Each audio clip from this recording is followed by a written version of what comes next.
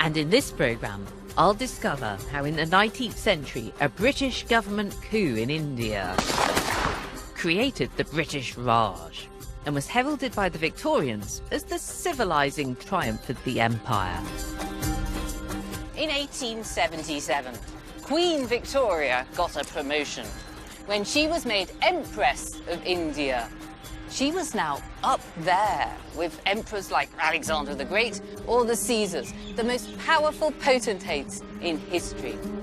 But Victoria's promotion wasn't just an expression of Britain's military might. With Victoria as its motherly figurehead, Britain was cooking up a new imperial vision.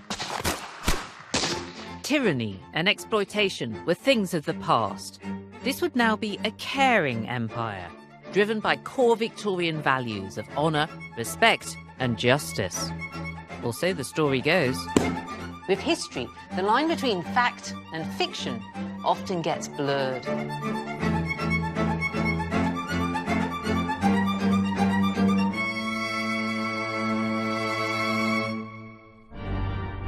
"20 years after Victoria became Empress of India, Britain staged an incredible spectacle. On the 22nd of June 1897, the nation celebrated her Diamond Jubilee. Victoria was now the longest-serving monarch in British history. 300,000 people had lined the streets to watch the Queen making her procession from Buckingham Palace all the way up here to St. Paul's Cathedral. Every minute of the day was very tightly timetabled. You could read in the newspapers exactly where she was supposed to be and when. She was supposed to get here at midday. Now, all these people had turned out because this was a rare chance to see the little old lady who'd led the nation for 60 years of unprecedented peace and prosperity. But perhaps even more importantly, this was a chance to celebrate the best thing that had ever happened to Britain, its empire. Since Victoria's reign began in 1837, the British Empire had grown to become the largest and most powerful empire in the world. In 1897, Victoria ruled over 370 million subjects across the globe, and the jewel in the empire's crown was India. Now, obviously, India brought prestige and wealth to the British Empire, but it did something else very important as well. It gave the British the opportunity to show other nations how imperialism should be done. Victoria's Jubilee was a great excuse for a national slap on the back to celebrate Britain's imperial ideals of fair play, justice and honour. Little mentioned that the British were invaders in foreign lands, that India had been won by fighting bloody battles against Indian resistance. This history of Victoria's reign was published in Jubilee year 1897, and the writer brings the story of empire right up into the present. He claims that all the Indian people in London for the Jubilee celebrations were delighted to be here. And what's more, they represented other happy Indians back at home. One felt, he writes, that each of them represented thousands more who were ready in the hour of peril to draw the sword for the motherland and its queen. He says that the Jubilee marks the high point of the imperial idea. Now, you might be thinking, what a lot of nonsense. But this vision of India as the jewel in the crown of a benevolent empire was fervently believed by most Victorians. It had been carefully crafted since 1858, when the government had taken formal control of India. Queen Victoria herself had issued the new regime's imperial mission statement. We British will now wholeheartedly respect our Indian subjects. India will share all the benefits that have made our tiny island nation great. A history of aggressive conquest and exploitation was being moulded into an uplifting story to justify the empire. It began here in Kolkata, where the British had made their Indian base in the late 18th century. Looking at a map of India, you might think that Kolkata, or Calcutta as it used to be known, is a bit of a funny place to choose for an imperial capital. It isn't bang in the middle, like the really ancient city of Delhi. That was a much better place for dominating the subcontinent. But when the British first set up shop in the 18th century, they weren't intending to dominate the subcontinent at all. They'd come here to get rich through trade. And for that, Calcutta suited them perfectly.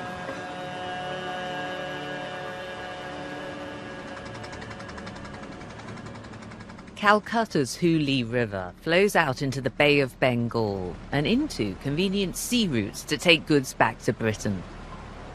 But the first Britons to exploit India's riches here weren't members of the establishment. They were buccaneering, money-making entrepreneurs.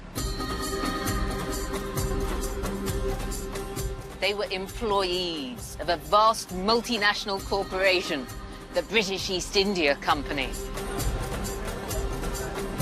The East India Company merchants first came to India in 1615, during the reign of Elizabeth I. Haggling with the local elite, these wheeler dealers gained a foothold in Calcutta and began to dominate trade in the region. This private company had no imperial ambitions and certainly no civilizing mission. For them, India was simply a cash cow to be plundered. Relying on trade deals with the local rulers, the company men now set about exploiting all the riches that India had to offer, from silks to cotton to tea to spices. This band of merchant adventurers stopped at nothing in their pursuit of wealth. Playing by their own rules, they reneged on trade deals. They refused to pay tribute to local rulers. And when they didn't get their way, resorted to violence. With their sharp trading practices, today these men seem little more than pirates. But the company didn't describe themselves as a bunch of bloodthirsty and avaricious merchants. No, these men were British and honourable to the core. The company's official title made this explicit. They called themselves the Honourable East India Company. And they went to great lengths to engineer a facade of British respectability. And they built monuments like this, an almost exact replica of the Church of St. Martin's in the Fields in Trafalgar Square. In fact, St. John's Church also housed the East India Company's first council chambers, where these Anglo-Indian merchants could discuss their real interests, making money. And they were quite successful.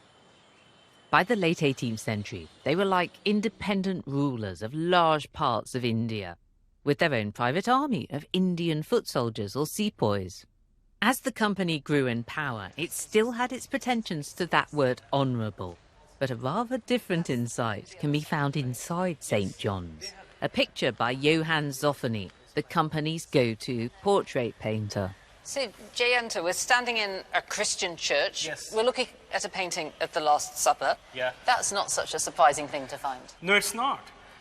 Except that Jesus and all the others present here are actually members of the fashionable Anglo-Indian society in Calcutta in the late 18th century. So real people sat to have their pictures painted? Yes, Jesus in the middle is a Greek bishop named Father Parthenio.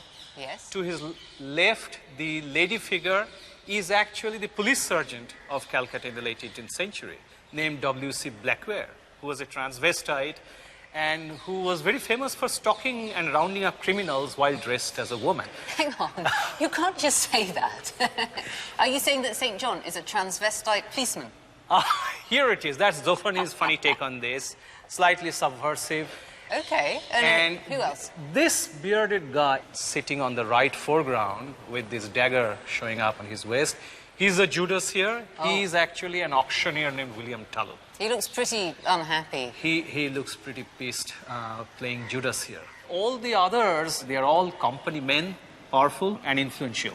Isn't this bordering on sacrilege, though? You've got to be pretty arrogant to depict yourself as an apostle. I guess you can say that, but that arrogance comes from the actual power wielded by these people, because they are not only making money doing commerce, but they are also ruling the roost in politics and administration.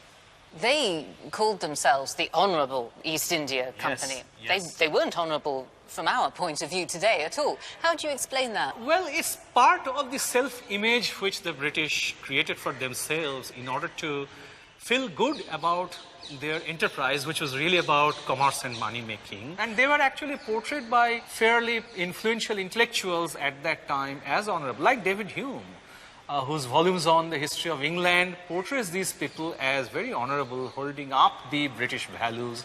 And Hume actually says somewhere in those volumes that the reason why they could transform themselves so quickly from a trading enterprise into such a powerful political entity was the strength of their character. Endorsed by the likes of David Hume, the company men ruled India with little accountability. And the British government was happy as long as the money kept rolling in. Because the British East India Company profits enriched the British economy by £67 billion a year in today's money. But not everyone was impressed. In 1756, the local ruler of Bengal, Siraj ud-Dowlah, led an uprising against the East India Company. He captured Calcutta and locked a group of company men in a tiny prison called the Black Hole. Many died of suffocation. The British government would join the company to take terrible revenge, but only after presenting this event as a savage assault on Britain. The Black Hole of Calcutta was about to enter the history books.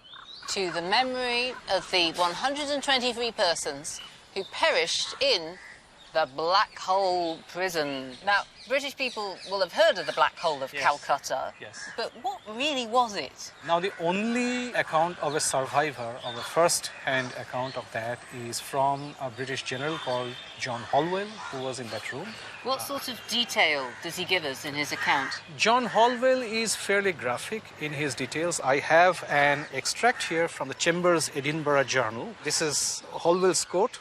The first effect of their confinement was a continued sweat, which soon produced intolerable thirst, succeeded by excruciating pains in the chest, with difficulty of breathing, little short of suffocation. So this is a very graphic, horrific, dark story that he's telling. True. This is very horrific. But what we know is that at that time it suited the British narrative. Yes. So they could not just come about and slaughter the natives, but their retribution, as ruthless and brutal as it was, had to be justified by some pre-existing Indian savagery or barbarism.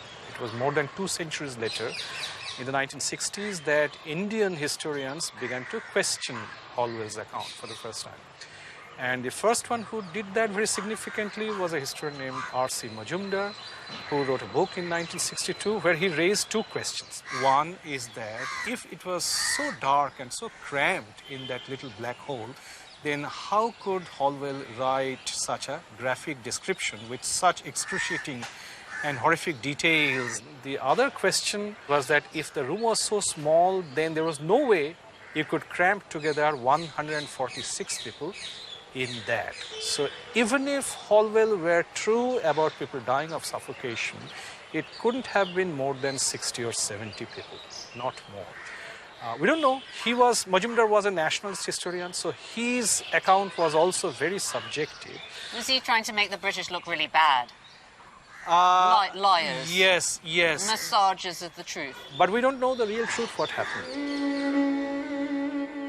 At the time, the facts, what really happened in the black hole, didn't matter to the company or the British government. They simply wanted to regain control. So a horror story was very useful in whipping up public support back home.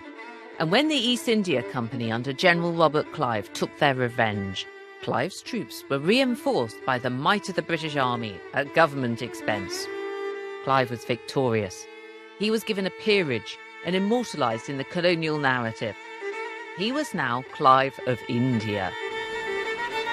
But British faith in the East India Company had been shaken. The problem was that the company had stopped making a profit. Re-establishing control of Calcutta and Clive's other military manoeuvrings had cost an awful lot of money. The company had had to borrow money from the government, a lot of it. People at home were beginning to ask, was it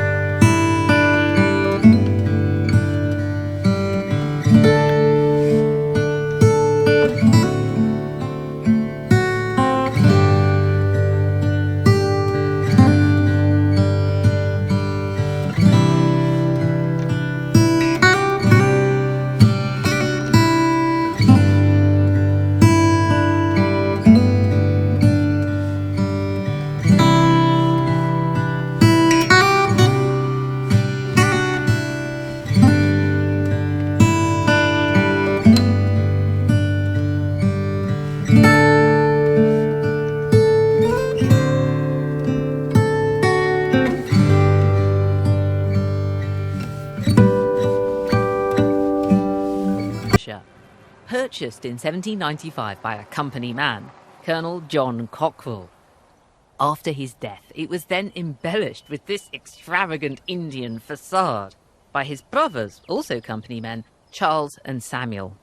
The Cockrell family created a fantasy mini version of India here in the middle of the Cotswolds. From the inside, the house seems like a fairly standard Palladian villa. But on the outside, it's been given this fantastical Mughal coating. There are Muslim architectural features, like the green dome on the top and the minarets, and these very distinctive, deeply overhanging eaves. But then again, there are also Hindu features in the architecture, such as the octagonal columns each side of the door, and at the top of the columns, a little decoration of a lotus flower. But then again, on top of that, there are the architectural jokes in the corners above the arch up there. Well, we've got some Union Jacks. With its mashed up Muslim and Hindu features, a visitor from Georgian India would have thought there was something a bit odd about this place. But imagine what the Gloucestershire neighbours must have thought. To them, it must have looked totally alien. Like many company men, the Cockerells had come back with delusions of grandeur to match their wallets. For the old establishment, these men were now seen as corrupt upstarts with ideas above their station. And in the popular press, they were satirised by cartoonists like James Gilray and labelled as nabobs, a perversion of the title Nawab, an Indian ruler.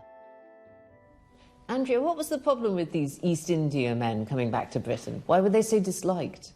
Well, part of it was a little bit of wealth envy. They were coming back with massive fortunes, buying their way into local society, throwing their money around. But it went a lot deeper than that. The main concern really was how they had got their money. So if we look at this cartoon, for example, it shows a sort of typical Nabob being carried through a sea of dead Indian bodies, clutching onto his money bags. He's got £4 million in each hand. He's weighed down by his riches. Absolutely. And although he's got dying, drowning Indian people in the water, he's really bothered about not getting his slippers wet, isn't he? This was the concern, that these nabobs were coming back, having spent their time in India, simply concerned with profit. So they're concerned that this money must be being acquired through sharp trading practices, through corruption, blackmail, speculation, profiteering, all of these kinds of dark arts that are seen to be closer to robbery than to fair trade. How did the political establishment fight back against this?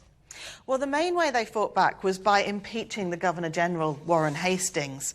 And we can see here, this is a very famous political cartoon of the time, which shows the political adversaries, Edmund Burke and Charles James Fox, uniting to try and take down Warren Hastings. This is Warren Hastings, a Western ruler of Bengal, wearing Indian turban clothing. He's got his little slippers on again. And he is riding upon a strange creature.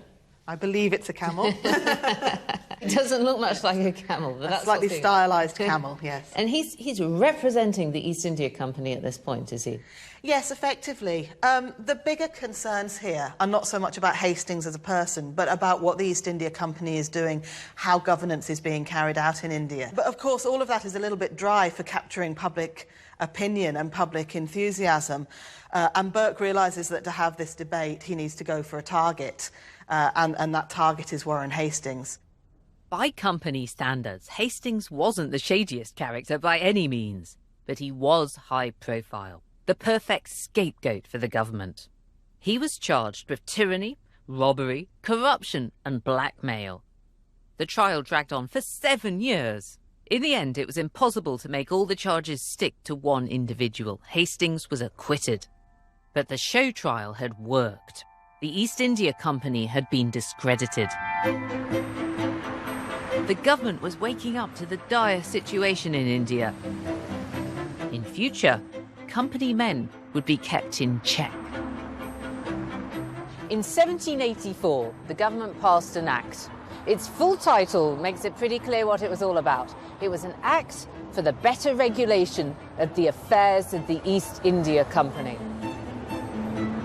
The cosy relationship between the company and the British establishment was on the turn.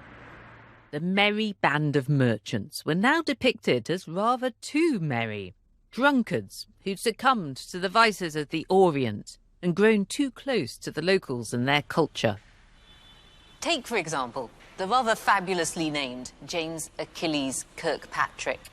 This is his memorial in St. John's Church. He was a lieutenant colonel for the company, and he had a Muslim wife and Muslim children. There was a boy, Ghulam Ali, and a girl, Noor an-Nisa. He was obviously perfectly happy with the situation. But not everybody was. Shortly before Kirkpatrick's death, his children came to live in England. And there they were given new names for their new life. Here's the record of their baptism. Ghulam Ali became William George, and Noor an-Nisa became Catherine Aurora. Must have been confusing for the poor kids. As the enforced conversion of his children from Islam to Christianity reveals, some company men, like Kirkpatrick, had more enlightened views about race and religion than the British establishment. At the end of the 18th century, the government began to think that the company was growing degenerate, corrupted by the influence of native religions. The most dangerous of all, Hinduism. Hindus made up 90% of the 250 million strong Indian population. The British called the country India, but its ancient native name was Hindustan, land of the Hindus. Ever since the British had arrived in India, they'd struggled to understand Hinduism. With its, to them, exotic gods and goddesses, more than 1 million of them, and its confusing caste system. But at least the earlier visitors in the 18th century had had a go at appreciating it. For example, the Scottish historian William Robertson thought that Hinduism expressed the sophistication of Indian culture. He wrote that the Indian people had made more progress towards civilization than any other people. Robertson's opinions reflected a certain 18th century view of India's culture as exotic, fascinating, even praiseworthy. By the 19th century, though, many British people reviled Hinduism. The ancient custom of sati, for example, of burning a man's widow after his death, seemed shocking. It had been East India Company policy not to rock the boat, not to interfere with native beliefs. But now the British establishment was taking a very different view. Historians were now totally disrespectful of Indian culture. In fact, they were horrified by it. For example, James Mill wrote a wildly successful history of India, and he doesn't have a good word to say about Hindus. He thinks they're full of antisocial passions and malignity, but at the same time, they're cowards. This people run from danger with more trepidation and eagerness than has been ever witnessed in any other part of the globe. The funny thing was that James Mill had never been to India. He probably hadn't even met a Hindu. And then we have the evangelical historian Charles Grant. He too thinks that the natives are extremely depraved, but Mr. Grant has a solution. He thinks it's the introduction of our light and knowledge among that benighted people, especially the pure, salutary, wise principles of our religion. Grant's history became a Bible for missionaries. And James Mill's, well, that became the standard textbook for any young company official going out to India. In fact, Mill was even employed back in Britain to oversee the education of new recruits. The anti-Hindu propaganda in these history books helps justify the government's assault on the East India Company. It opened the way for more direct meddling in the affairs of India. The British government claimed that they were protecting company men from further pollution by immoral practices. And in 1811, when the government gave missionaries the license to preach in India, they thought the natives would be grateful for their conversion to Christianity. But in 1857, that comforting fiction went up in flames. In March of that year, resistance to the British erupted amongst the Indian soldiers. Over the next 15 months, bitter fighting broke out with heavy military and civilian casualties on both sides. India became a bloodbath. The East India Company's hold on the country was falling apart. This is the Enfield Pattern 1853 rifle. It was a state-of-the-art weapon. It had performed very well for the British Army in the Crimean War. So when the East India Company's army needed new guns in 1856, this is the model they chose. Unfortunately, they were shooting themselves in the foot. The problem was the cartridges. They were lubricated with tallow, that's animal fat, either pork or beef. To load the gun, you have to bite the end off the cartridge, like this, and out comes the powder. Now, that's not very nice for anybody to have to do. And the majority of the soldiers in the East India Company army were either Hindus or Muslims. To them, it was sacrilegious. Because for Hindus, the cow is a holy animal, and Muslims are forbidden to eat pork. As wave after wave of rebellion spread across the subcontinent, the cartridges became a rallying point for Indian resistance to the British and their disregard for Indian religions and culture. For the Indian soldiers, this business of the cartridges was important because it was tangible. It focused their grievances. For the British, though, it was used to bolster the fiction that this was a purely military matter. It wasn't part of wider discontent. This was simply an Indian mutiny. By describing the uprising as a mutiny, a military matter, the British were trying to control the story. Like the Black Hole incident 100 years before, the situation seemed to call for swift, sharp retribution. If this was painted as soldiers disobeying orders or a military mutiny, then a brutal response was justified.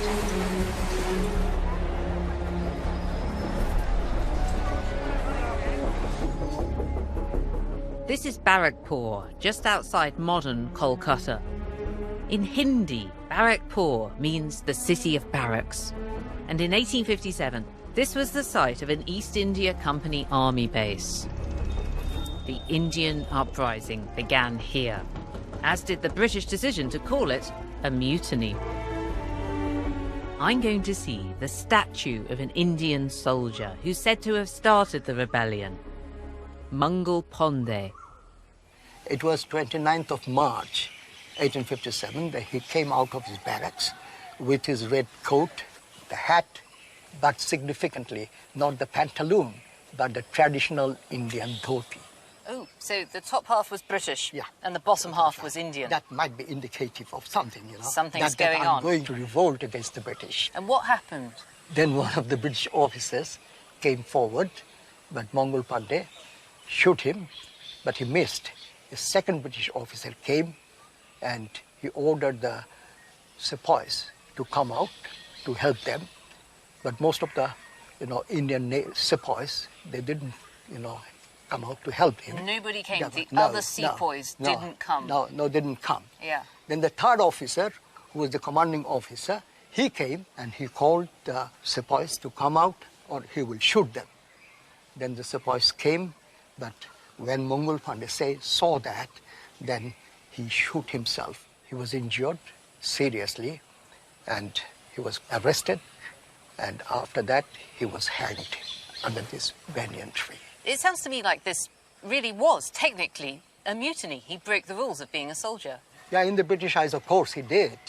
But from the Indian point of view, this was a just thing. It is the result of the colonial exploitation of India by the British. And when did Indian historians themselves start to come out with their own version of what happened? It was a person called V.D. Savarkar who wrote a book in the early 20th century, and the name of the book is First War of Independence.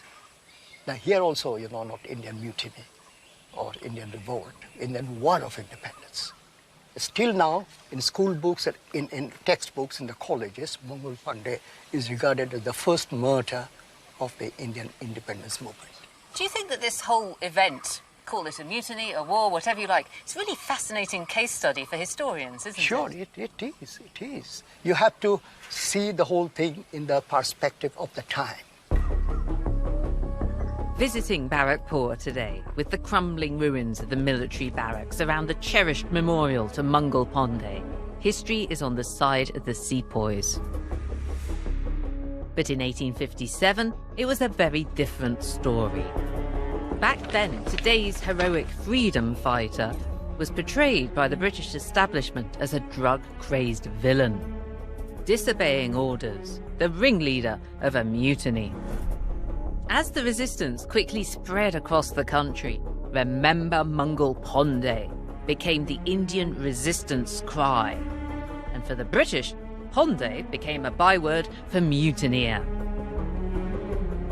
The killing on both sides was ferocious. For the British, the crisis point came in June 1857, when Indian rebels at Cawnpore killed over 200 British women and children.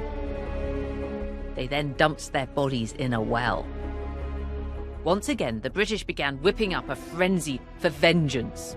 The scene of the Cawnpore slaughter was deliberately left untouched to provoke the bloodlust of the relief forces. For instance, we have this shoe that survives, and it was found near the well at Cawnpur. So the story goes that this little shoe fell off the foot of a dead little boy as his body was being thrown down the well for disposal.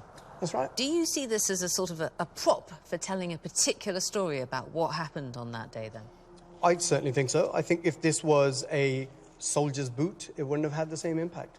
It's a child shoe. It's a really powerful thing to see, isn't it? It's emotive. It's telling you they're not just attacking our men, they're attacking our women, they're attacking our children. It goes further with another object that is linked to the same incident. A lock of hair that is in our collection. Have a quick read of the inscription. The little note says, "Hair of the murdered women and children," over 200 of them. But another account tells us of the Highlanders that arrived at the well of Cawnpur and vowed to themselves that for every strand of hair that we find, a mutineer shall die. Oh, my goodness. The message was revenge, justification for revenge. The message was received, loud and clear, and the British retribution was merciless. To show people at home that vengeance had been done, it was then graphically recorded. This watercolour is a depiction of mutineers being blown away. They're tied to the mouths of cannons and then blown to pieces. So the cannonball is about to come out through the middle of him? Quite gruesome. You see, typically reports say the head goes up, the arms go to the side and the legs fall. Why were they killed in such an inhumane manner? It was something used by the Mughals in the 1600s, which was really aimed at punishing Hindu people so that they wouldn't have a body in their afterlife and therefore couldn't go through the reincarnation cycle that they believed in. So the scattering of the physical remains of the person, this ensured a kind of double death in this life and for all future lives to come. Certainly so. And that's one of the reasons why this is probably painted, and it was a way of stamping authority and showing victory. By the time the British finally crushed the rebellion in July 1859, conservative estimates say that 11,000 British and over 100,000 Indians had died. The British were victorious, but India was in turmoil. Since the unrest had started, the government had begun to realise that India couldn't be held by brute force alone. Britain needed to start winning over Indian hearts and minds. The government decided to begin a new chapter for British rule in India. In 1858, the East India Company were told, "You're fired." Now, when the government had intervened previously in the business of the East India Company, it had been with the aim of moderating its affairs. Sometimes there'd been a bit of a slap on the wrist. But this time, it was different. This was a full-on, asset-stripping annihilation of the East India Company. It was immediately stripped of all power. The company's top dog, the Governor-General, was evicted from his palatial residence and sent home. to be replaced by a new government representative, the Viceroy.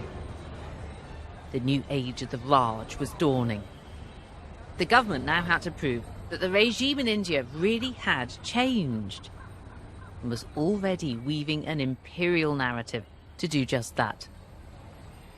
To avoid accusations of corruption or self-interest, power wasn't transferred directly to Parliament. Instead, it was vested in the person of Queen Victoria herself. Victoria eagerly got in on the act. She made a public proclamation to the world that the new regime had swept away all the bad practices of the old East India Company.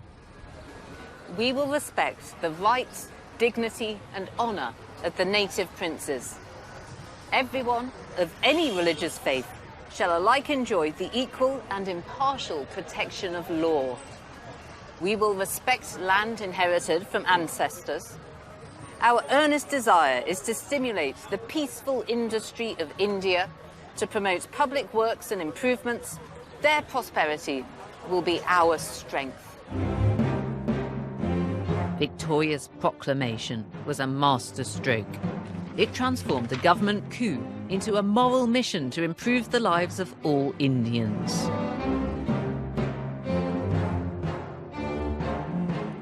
The new declaration distanced the British establishment from any involvement in the East India Company's atrocities.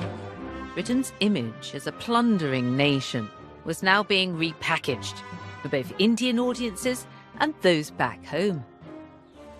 In this 18th century image, Britannia is taking things from the empire. She's saying, jewels, I want them. And even her lion is looking greedily at the ropes of pearls. But in the 19th century image, the relationship is the other way round. In this picture, Victoria is giving something to her grateful imperial subject. Look, this lucky fellow is about to get a present. And this, as the title of the painting puts it, is the secret of England's greatness. Britain's new imperial mission statement was clear. The empire would take responsibility for the welfare of its Indian subjects. They would no longer be subjugated and exploited, but respected and rewarded. That would smooth things over. In 1861, a new knightly order was created, the Order of the Star of India. When the Indian princes were made Knights Commander of this order, they were supposed to feel like they joined the British establishment. A bit like school prefects getting given a badge. But they were also given at this point a medal showing the head of Queen Victoria. Now, hang on. Human representations can be offensive to Muslims, as many of the princes were. Once again, the British were merrily misunderstanding their Indian subjects.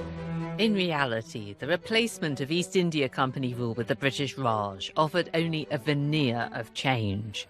Beneath the surface, the British government was continuing to exploit India's riches. But this message that the empire was now all about civilization was very powerful.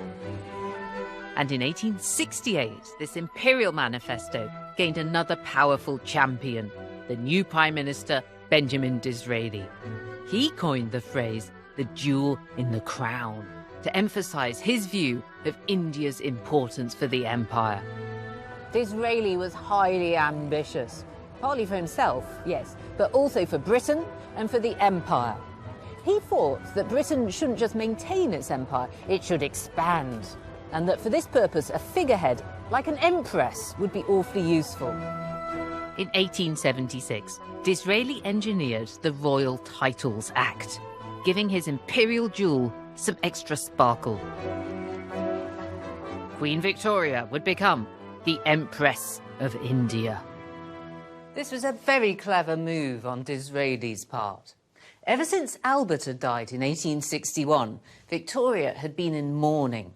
She'd rather withdrawn from the world, and her people thought that she'd forgotten about them, almost that she'd been shirking her responsibilities. But now, she was back in the limelight. The imperial narrative now had a powerful yet maternal leading lady. Disraeli enjoyed his own promotion too, as the delighted Victoria made him an earl. But Victoria's elevation didn't have unanimous approval. Many thought the title of Empress stank of autocratic rule. It was against the principles of constitutional monarchy. And besides, what would the Indian population think? Disraeli and his supporters needed to spin a story to prove that Victoria's promotion was best for Britain, best for India, best for the empire. What was needed was a party, and that's exactly what they got. Lord Lytton, who was Queen Victoria's newly promoted representative in India, expressed the opinion that Indians would go mad for a bit of bunting.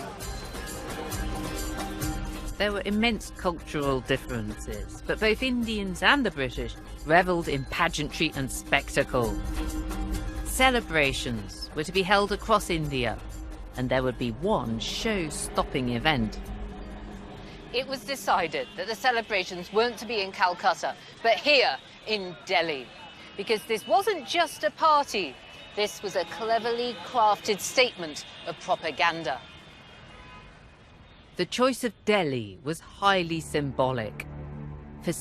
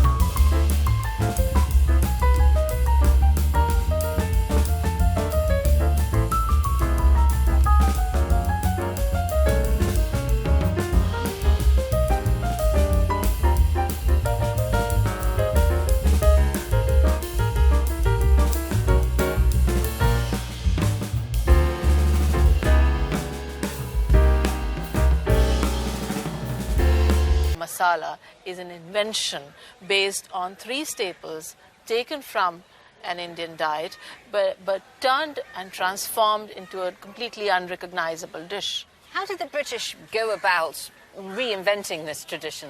For example, the Shehnai players that would have traditionally accompanied a royal procession in Mughal India were replaced by a fanfare of Wagner. And I would imagine that the 88,000 people who had gathered to watch the spectacle and the 63 Maharajas who'd come from different parts of the country to be a part of the Darbar had possibly never heard of Wagner playing. Lots of things were invented. For example, look at these. Many of the rulers did not really have their own heraldry, their own insignia. This is completely the figment of somebody's imagination. So this is a brand new coat of arms invented for the ruler of Hyderabad. Completely. He's lucky he's got a lovely little tiger. He does indeed. These seem to me very Anglo-Saxon images. Because the tradition of heraldry, that's a Western European thing. What's the other ones got then? This is Jodhpur. This goes with him. This is Jodhpur. He has been given some pigeons. These are falcons. Again, falcons. Yes. And what looks like a tiger, but I'm not sure what that is. But this is, again, invented tradition. These are things that were invented for the occasion.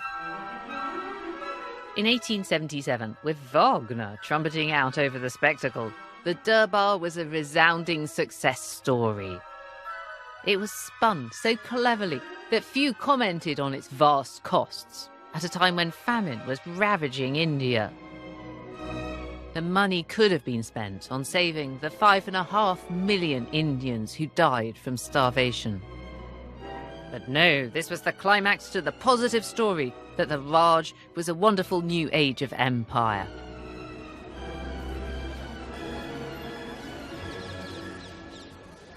At the finale, a proclamation was read out. It was from the Queen. "We trust," it began, she's using the royal we, "that the present occasion may tend to unite in bonds of close affection ourselves and our subjects. That from the highest to the humblest, all may feel that under our rule the great principles of liberty, equity and justice are secured to them. This is the object of our empire." Every action was now heralded as part of the civilizing narrative. Train stations and railways would modernise this ancient, disconnected territory as never before. And new educational institutions would offer every Indian subject the chance to improve his or her lot.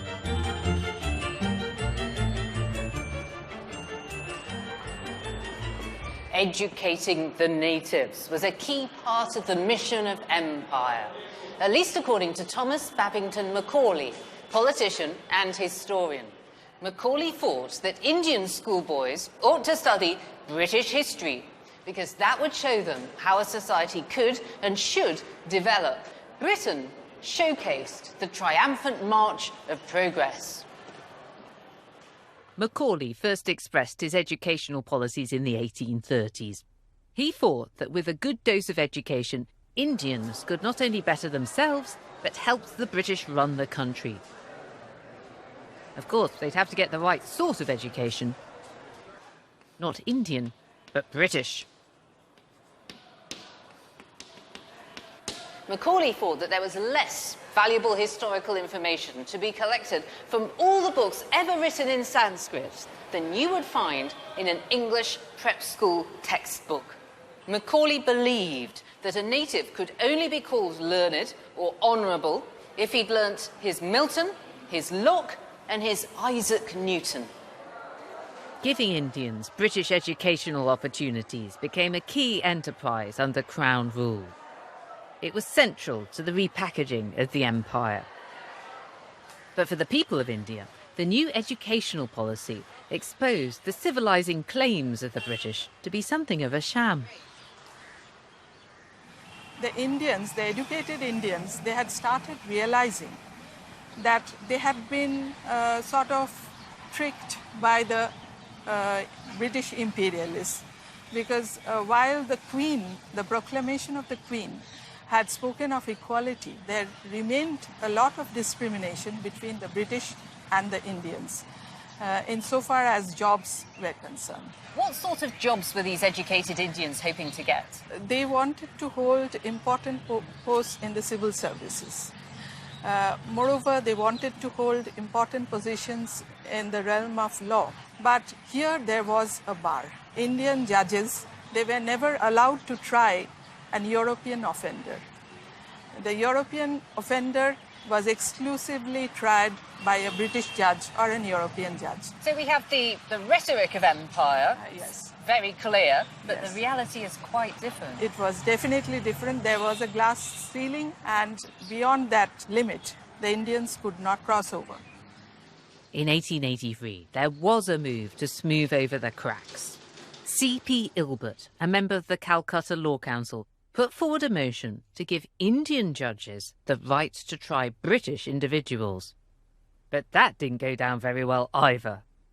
It disturbed the Anglo-Indian community because they shuddered at the very thought of their trial under an Indian, a brown judge. So there was a white mutiny against the Ilbert Bill, and ultimately the bill was defeated. Would you say that the Ilbert Bill then was the last straw for educated Indians? They got fed up with the empire. Yes, that was the last straw on the camel's back. For many newly educated Indians, the rejection of the Ilbert Bill was evidence that Victoria's proclamation was little more than a pack of lies. The imperial mission was having a rough ride in India. But one person remains true to the new story of a benign British Empire.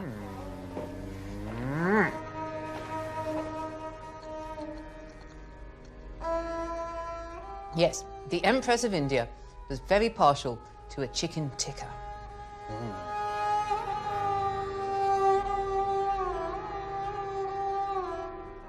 Victoria may never have visited the jewel in her crown, but she did create a tiny slice of India on the Isle of Wight. At her holiday home of Osborne House, she created a special Indian room, the Durbar Room. It was put together by Indian craftsmen under the supervision of Rudyard Kipling's grandfather. Victoria couldn't go to her Durbar, but with her new room, the Durbar had come to her.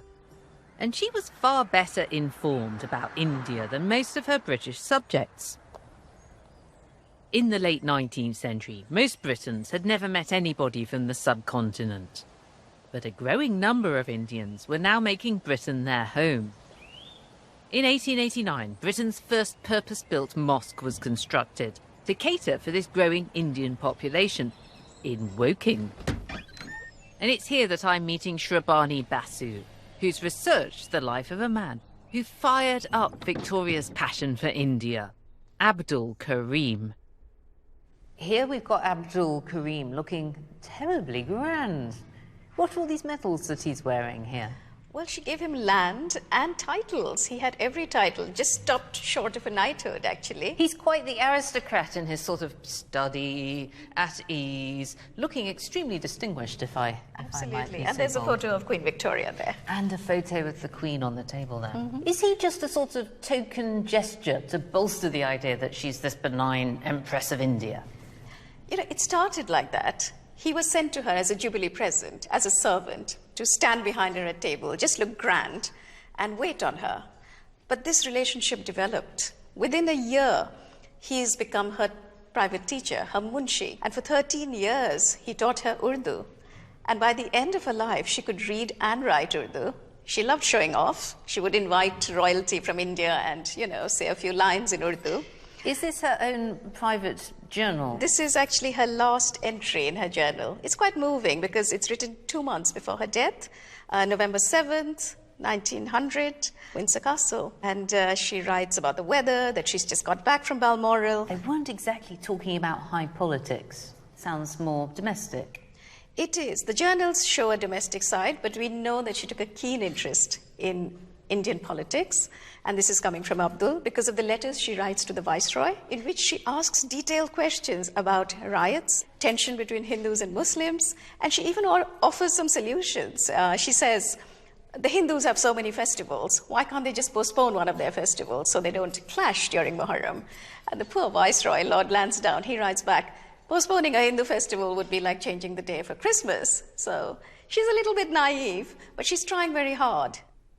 Victoria was taking her symbolic Empress role rather too literally, and the British establishment were not amused.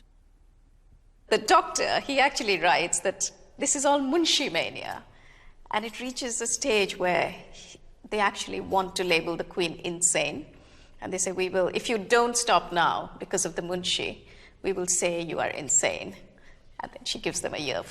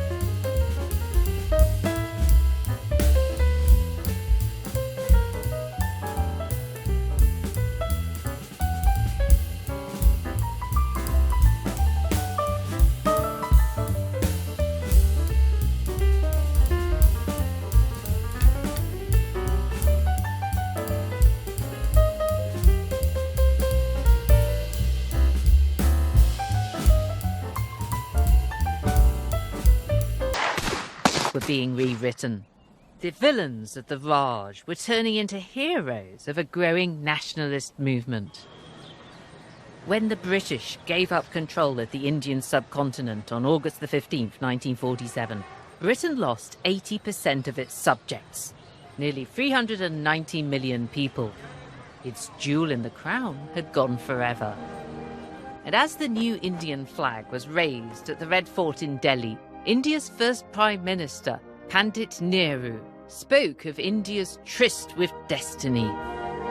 History begins anew for us, the history which we shall live and act and others will write about. A richly embroidered chapter in British history was at an end. In this series, I've tried to tell you how stories from history change according to who's telling them. But don't think that I've given you the definitive version, because I promise you that in years to come, a different historian will be telling you a different tale.